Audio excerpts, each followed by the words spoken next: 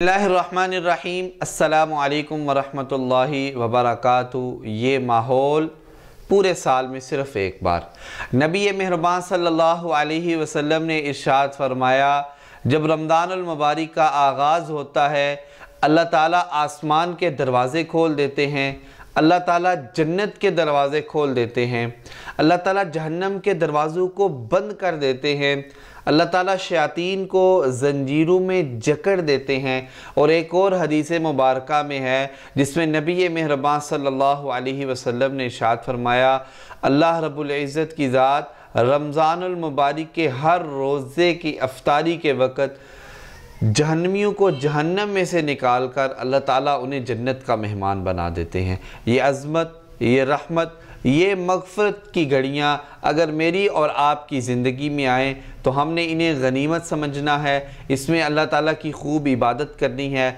अल्लाह ताला को इतना राज़ी करना है कि अल्लाह ताला की रहमत हर लिहाज से हम पर नाज़िल हो। मेरी इस वीडियो को लाइक और ज़्यादा से ज़्यादा शेयर कीजिएगा और रमज़ान ट्रांसमिशन में मेरे साथ रहिएगा हर रोज़ एक नए पैगाम के साथ।